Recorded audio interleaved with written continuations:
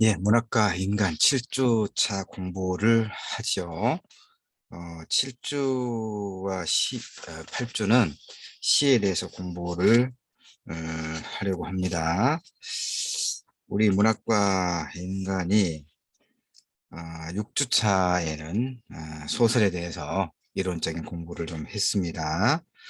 5주차에는 카프카의 변신을 읽었군요. 예. 하여튼 7주차에는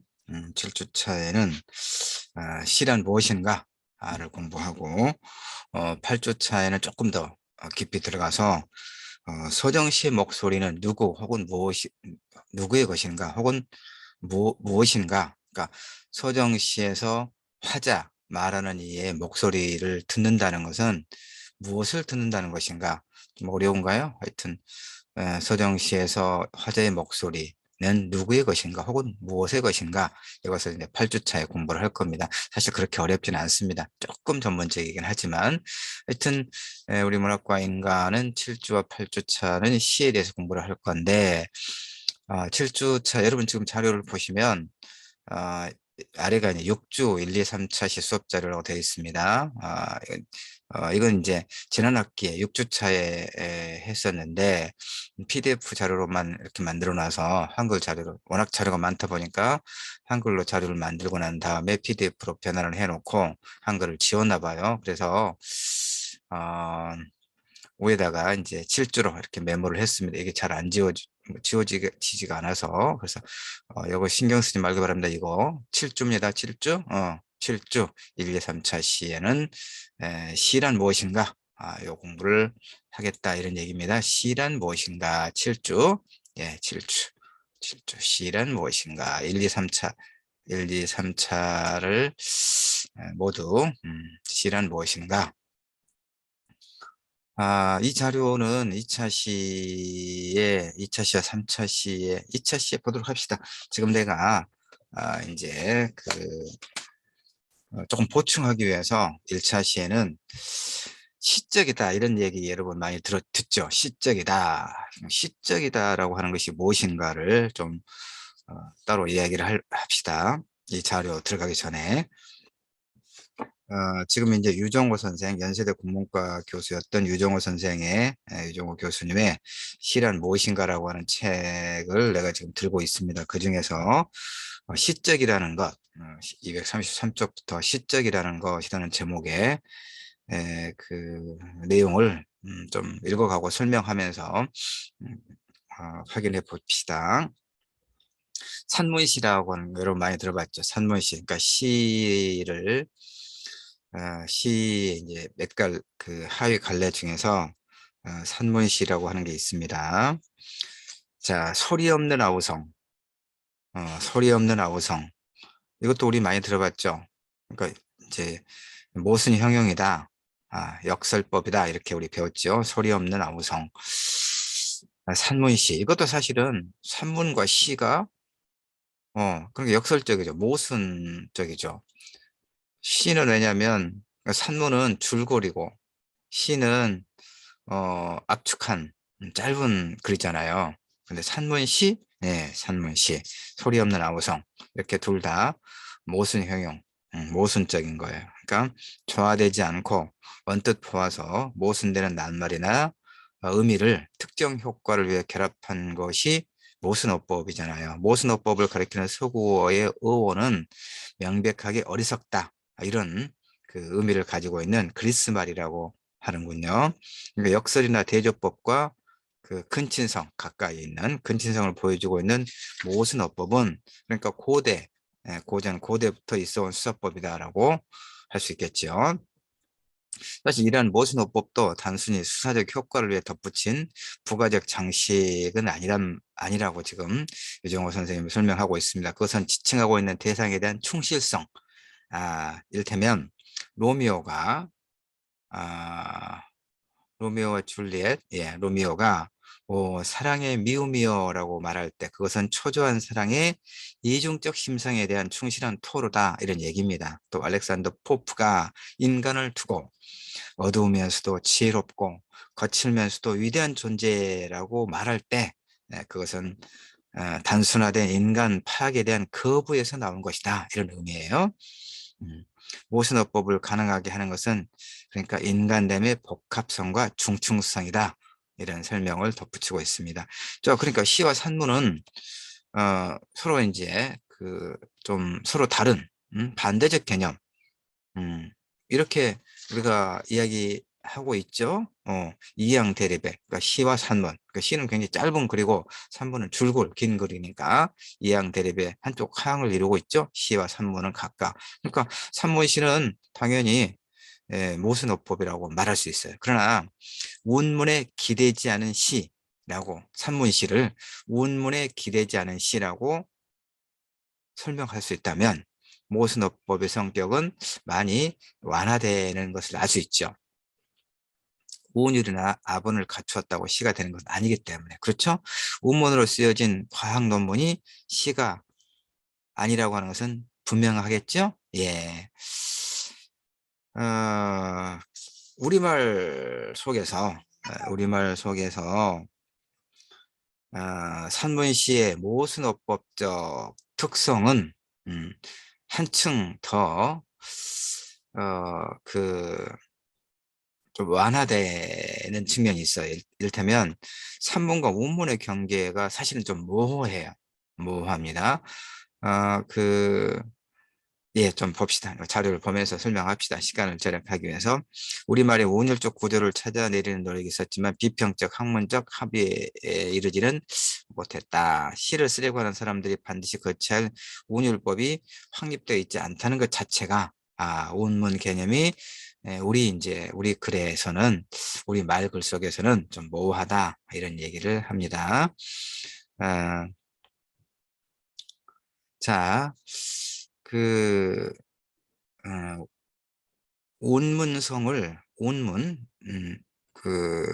시에서의 어떤 율격, 리듬을 이야기하죠. 그러니까 시의 자질 중에서 이 리듬, 운율을 이제 포함하고 있잖아요. 시의 자질 중에서 그 시가 갖고 있는 특질 중에서 운문성을 의식하고 지향한 현대 시인들이 실천한 것은 그래서 아까 전제했던 게 뭡니까? 우리말 글에서는 이 운율이라고 하는 것에 대한 어떤 규정된 것이 따로 있지 않다. 그래서 운문과 산문의 경계가 모호하다. 이런 얘기를 앞에서 했습니다. 그래서 이 시에서의 운율, 즉 운문성을 의식하고 지향했던 현대 시인들이 자신의 시에서 실천한 것은 즉 시에서 운율을 확보하고자 했던 하나의 그 기법은 적절한 길의 행가리 줄을 바꾸는 거, 행가리를 통한 음률성의 확보였다. 이렇게 설명할 수 있어요. 자, 김소월의 시를 한번 봅시다. 소혼이라고 하는 시 여러분 알 거예요. 산산이 부서진 이름이여, 허공 중에 헤어진 이름이여, 불러도 주인 없는 이름이여, 부르다가 내가 죽을 이름이여, 심중에 남아있는 말 한마디는 끝끝내 맞이하지 못하였구나. 사랑하던 그 사람이여. 이게 김소월의 초원인데, 또 이제 김소월의 엄마의 누나야를 시를 좀 봅시다. 엄마야 누나야 강변 살자. 뜰에는 반짝이는 금모래빛. 뒷문 밖에는 갈잎의 노래. 엄마야 누나야 강변 살자. 그러니까 지금 여러분이 이제 지금 내가 자료를 띄워놓지 않아서 그렇긴 한데, 그러니까 이 김소월에게 있어서 이 리듬, 운율을 맞추는 것은 가장 중요한 시적 자산이다. 이렇게 볼 수 있고, 그런 측면에서 일단 행가리, 산산이 부서진 이름이여 다음에 줄을 바꿔요. 허공 중에 헤어진 이름이여 라고 또 줄을 바꾸고, 불러도 주인 없는 이름이여 줄을 바꾸고, 부르다가 내가 죽을 이름이여 이렇게. 그러니까 행가리를 통해서 어떤 운율의 확보, 김소월의 경우는 그렇다는 거고, 그다음에 이제 정지용의 고향이라고 하는 시를 한번 읽어볼게요. 고향에 돌아와도 그리던 고향은 아니려노. 그런데 이제 정지용은 이렇게 이행 그 줄이 아, 그러니까 한 줄, 그러니까 시는 행이라고 하죠. 산문은 한 줄이죠. 근데 시는 일행, 이행. 그러니까 고향에 돌아와도 줄을 바꿔서 그러던 고향은 아니려뇨 이렇게 해놓고 또 이제 띄어서 산꽁이 알을 품고 뻐꾸기 제철에 울건만 또 띄어서 마음은 제 고향 지니지 않고 먼 항구로 떠도는 구름 이런 식으로 이행 단위로 띄어쓰기를 하고 있어요. 어. 그렇게 이렇게 이행 단위 띄어쓰기 시형은 박목월과 조지훈에 의해서도 한때 새로운 정형으로 그러니까 시에서 운율을 확보하기 위한 하나의 방법으로 그렇게 활용했다 이런 얘기입니다. 그 다음에 유치한의 목숨이라고 하는 시도 보면 그렇게 되어 있어요. 하나 모래 아래 행을 바꿔서 삼천세계가 잠겨 있고 이게 이행인데 이제 많이 띄어서 반짝이는 한 이게 뭐야? 성망에 한자로 돼가지고 제대로 읽는가 모르겠습니다. 천년의 흥망이 감추였건을 이 광대의 무변은 우주 가운데 오직 비길 수 없이 작은 나의 목숨이요. 이렇게 뭐 30년대 40년대 시에서는 현대 시에서 이런 그 이행 단위의 띄어쓰기 시형이 하나의 운율을 확보하는 시에서 그런 방법으로 음률성을 확보하는 방법으로 즐겨 썼다. 지금 이런 소개를 하고 있습니다. 그 다음에 또 보면 이제 그 어,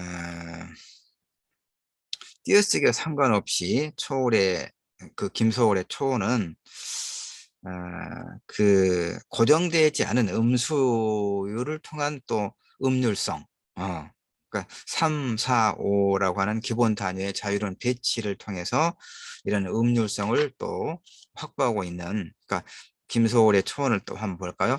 산산이 부서진 이름이요. 334조죠. 허공 중에 헤어진 이름이요. 434조거든요. 불러도 주인 없는 이름이요. 344조. 부르다가 내가 죽을 이름이요. 444조. 이렇게. 예. 그러니까 띄어쓰기와 상관없이 엄마야 누나야를 읽을 때도 엄마야 누나야 강변 살자. 엄마야 누나야 강변 살자. 334. 뜰에는 반짝이는 금모래빛 344 이런 식으로 그 음수율을 배치하고 있다 이런 얘기죠. 그러니까 3, 4, 5의 기본 음수를 일정한 정형 없이 배열을 하면 우리말에서 어떤 음률성이 확보되고 있음을 이런 시들을 통해서 알 수 있어요. 예. 그 다음에 산문시적 성격을 좀 보도록 할게요. 그러니까 다시 말해서 우리말에서 그 음률성이라고 하는 것이 3, 4, 5조를 이제 주된 그런 그 시형으로 하고 있다. 이제 이 정도로만 여러분 지금 이해를 하면 돼요. 이렇게 뚜렷한 운문 개념이 형성되어 있지 않으며 사실상 음수율에 기초한 음수율 글자 수를 이렇게 고정적으로 반복함으로써 운율을 확보하고 있는 이 음수율에 기초한 음률성이 시의 특징이 되어 있다시피 한 우리 문학에서 시와 산문의 구분은 관습에 따라서 관습적으로 이루어진다 이런 얘기죠. 소재와 그 처리에 있어서의 특정 경향, 비교적 짤막하게 압축된 간결성, 또 적절한 행가리에 의해서 시로 처리하고 산문은 그렇게 하지 않는다는 얘기입니다. 예. 이건 뭐 어느 나라 문학에서나 시도 관습의 하나의 또 제도거든요. 문학은 제도예요, 제도. 그렇지만 원문 개념의 확정성은 우리 시의 대체로 산문시적 성격을 부여하고 있다. 그러니까 산문시에 대해서 지금 이야기하고 있는 거죠. 무슨 어법이다. 그런데 운문에 대한 확정된 규정이 없는 우리말 글에서는 음수율이라든가 행갈이라든가 이런 것을 통해서 관습적으로 시와 산문을 구분하고 있다. 이 얘기를 지금까지 좀 길게 풀어서 하고 있는 거예요. 알겠죠? 그러니까 시라고 하는 것은 뭐냐? 다시 시적이란 뭐냐 했을 때는 그 음률을 살린 노래다. 이렇게 예, 규정을 할 수 있어요. 음률을 살린 노래다 이렇게. 예. 이렇게 음률성, 음악성을 말하는 거죠. 음률, 음률, 리듬, 시에 있어서 음률성을 지향할 때 말의 되풀이, 반복, 되풀이와 함께 밀도가 엷어지는 경향이 있고 터놓고 산문시를 지향할 때는 깊이를 얻는 대신에 시 고유의 음률성은 소리 그러겠죠. 터놓고 산문시는 굉장히 이렇게 줄거리 긴 거잖아요. 예. 그럴 때는 어쩔 수 없이 음률성은 좀 소홀히 할 수밖에 없다 이런 얘기예요. 뜻과 깊이를 지향할 때는 시에서 노랫말 되는 음률성을 조금 잃게 되는 것은 또 어쩔 수 없는 측면이 있다. 그런데 백석의 시, 그 흰 바람벽이 있어를 또 우리가 고등학교 문학 시간에 공부를 해요. 엄청 기니까 조금만 할게요. 오늘 저녁 좁다란 방의 흰 바람벽에 어쩐지 쓸쓸한 것만이 오고 간다. 이 흰 바람벽에 희미한 15촉 전등이 지치운 불빛을 내어 던지고 때글은 다 낡은 무명 셔츠가 어두운 그림자를 휘고 그리고 또 달리던 따끈한 감주나 한 잔 먹고 싶다고 생각하는 네 가지 외로운 생각이 헤매인다. 자, 이런 식으로. 그러니까 백석의 대표적인 시가 지금 조금 앞부분만 읽었던 흰 바람벽이 있어. 그 다음에 남신의 류동 박시봉, 방. 이 두 시가 아주 그 백석의 대표적이죠.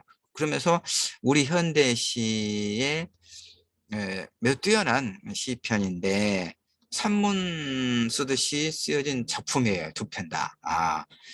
근데 이 작품을 산문이라고 해도 괜찮을 거예요. 짧은 수필이라고. 그런데 이 작품을 수필이라고 산문이라고 하지 않고 시라고 규정하고 있는 것은 산문 쓰듯 했으면서도 길이가 비교적 좀 짧고, 그러니까 이게 규정이 없어요. 어느 정도 짧고 어느 정도 길어야 산문이다, 운문이다 그 경계가 확정적으로 돼 있지 않다는 얘기예요. 하나의 관습, 문화적 관습으로 이건 시다, 이건 이제 소설이다라고 구분하는 것인데 백석의 시를 산문이라고 하지 않고 시라고 하는 것은 비교적 산문 쓰듯 했어요. 겉으로 보면. 그러나 길이는 비교적 짧고 또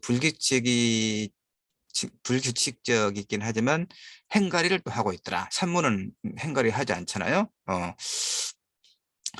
그리고 이제 고독과 슬픔이라고 하는 시적 소재를 다루고 있다. 물론 고독과 슬픔이라는 시적인 소재, 이것이 고독과 슬픔의 시적인 소재만 되는 건 아니죠. 예, 근데 응축돼 있다는 얘기죠. 어, 그 소설은 고독이라든가 슬픔의 정서만 가지고 글이 이루어지는 건 아니죠. 그런데 이런 것 시에서는 이제 하나의 그 중심적인 핵심적인 어떤 그 정서적 이미지를 응축하는 것이 또 시의 특징이기 때문에 그렇습니다. 그래서 이 흰 바람벽이 있어의 시적 화자는 흰 바람벽이 벽을 말하죠. 그 하얗게 칠해진 벽, 흰 바람벽이 있는 방 안에 혼자 앉아서 떠오르는 느낌과 생각을 수리하고 있거든요. 근데 그걸 직접 화법이 아닌 일종의 간접 화법으로 극화하고 있어. 이것도 이제 다른 어떤 연의 산문과는 좀 다르다 이렇게 말할 수 있어요. 자기 생각을 직접 토로하는 것이 아니라 흰 바람벽에 지나가는 글자를 통해 간접적으로 기술하고 있는 간접 수라와 그렇지 않은 또 직접 수라가 교차하고 있거든요. 이런 여러 요소들을 가지고 백석의 흰 바람벽이 있어. 그 다음에 남신의 율동 박시봉방은 시라고 우리 문학적 관습 속에서 시라고 규정한다 이런 얘기죠. 그렇고요. 시적 기능을 볼까요? 시적이라고 하는 것 측면에서 그러니까 산문시다운 성격을 지닌 우리 현대시에서 그 음률성 말고도 시적인 요소로 간주될 수 있는 것은 또 뭐가 있을까? 이를테면 여러 산문과 산문시를 구분해 주는 것은 무엇일까라고 했을 때 그 문학은 어떤 언어 특성을 확장하고 응용한 것이다. 그 이외의 것일 수 없다. 이런 그 소위 형식주의 접근법. 그러니까 형식주의는 뭐냐면 이제 문학에서 특히 뭐 시도 그렇고 소설도 같이 그 대상이 됩니다만은 러시아에서 형식주의. 그러니까 그동안에는 문학에 있어서 내용이 보다 더 중요하다라고 내용, 의미, 주제가 더 중요하다라고 생각해 왔거든요. 그런데 러시아 형식주의자들은 그렇지 않다. 구조, 형식이 중요하다라고 강조를 합니다. 그래서 이 사람들이 이제 러시아에서는 그 공산주의 사회 리얼리즘 문학을 지향하고 있는 리얼리즘이라고 하는 것은 현실의 어떤 반영을 이야기하는 것인데 그런 것보다 그 현실의 반영은 뭡니까? 반영은 반영하려면 반영하는 대상이 있어야 되는 것이죠. 그게 리얼리즘 문학의 기본적인 어떤 전제인데 형식주의자들은 그러니까 그 무엇인가를 반영한다는 것은 내용을 말하는 거거든요. 내용 중심, 의미 중심. 그런데 러시아 형식주의자들은 그렇지 않다. 어떤 내용이 아니라 그 형식, 구조가 중요하다라고 강조를 해요. 그래서 나중에 이제 추방을 당해요. 그래서 영국이나 미국으로 이제 망명을 해서 거기서 이제 자유롭게 자신들의 문의 이론을 펼치는데 그래서 이제 그것을 뉴 크리티시즘, 새로운 신비평이라고 합니다. 러시아 그 형식주의가 영국과 미국으로 그 사람들이 가서 이제 새롭게 자신들의 일을 펼치는 것을 뉴 크리티시즘, 형식을 강조하는 거예요. 내용보다는 형식, 알겠죠? 그러니까 지금 이제 유종호 선생은 지금 내가 그 시적이라는 것의 그 내용을 조금 이렇게 읽어가면서 설명을 보충하고 있는 이 글의 이 책의 그 저자인 연세대 국문과 진적이 이제 퇴임했는데 정년 됐는데 유종호 선생은 형식주의를 지향하는 그런 이론가입니다. 그런데 하여튼 이 글에 의하면 문학은 어떤 언어 특성을 확장하고 응용한 것이다. 그 이외에 것일 수 없다. 이게 이제 형식주의를 강조하고 있는 것인데 그 어디 음, 그래서 이제 지금 이것은 다음번에 조금 더 설명을 할 거예요. 그 자료를 좀 보여주면서 해야 여러분이 좀 덜 답답하겠다. 뭐 이런 생각이 좀 들어서 그래서 그냥 좀 자료를 여러분에게 제시하지 않고 좀 보충하려고 했더니 내가 스스로 생각해도 여러분들이 좀 답답할 수 있겠다라고 생각이 들어요. 어쨌든 그 정리를 좀 하면 이 부분을 좀 정리를 하면 서정시를 이제 서정시 그러니까 어 8주 차에 서정시에서 서정시를 읽는다는 것은 무엇을 읽는다는 것일까? 서정시에서 화자의 목소리는 누구의 것일까? 이 부분을 이야기할 때 좀 더 구체적으로 자료를 통해서 여러분에게 설명하겠는데 서정시를 그러니까 그 서정시를 소리, 음성, 소리와 뜻, 의미, 소리와 뜻 사이에 망설임이다라고 했을 때, 그러니까, 이 말의 의미를 조금 이제 좀 되새겨볼 필요가 있다라고 유종호 선생은 이야기합니다. 최근에 우리 시는 소리와 음료성을 멀리하면서 뜻과 전언에만 골똘히 오지 않았느냐.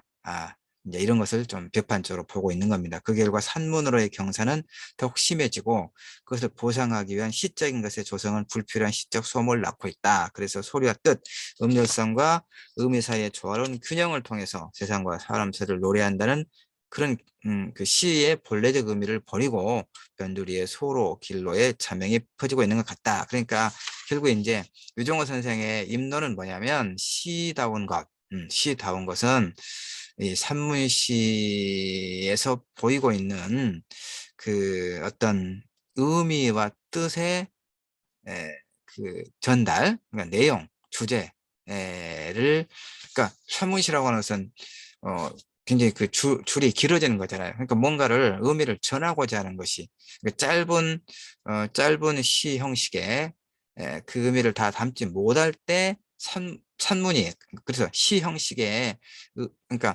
이거죠.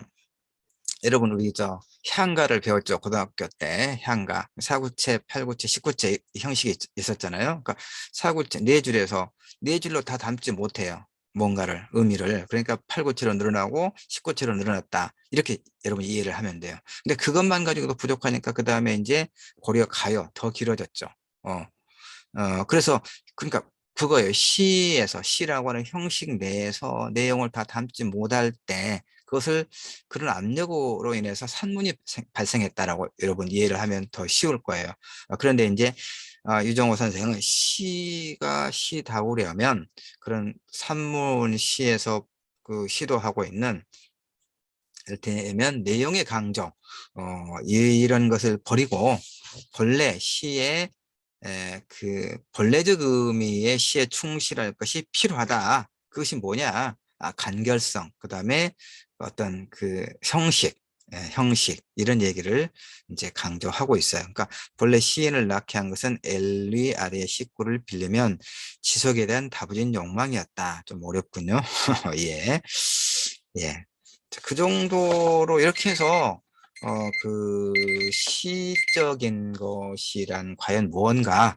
산문시의 우리 문학 우리 말글에서 산문시와 관련해서 유정호 선생의 그 글을 읽어가면서 비판적으로 설명하고 또 비판적으로 읽어가면서 시적이라는 것은 과연 뭐냐를 좀 설명을 했어요. 7주 1차시 알겠죠?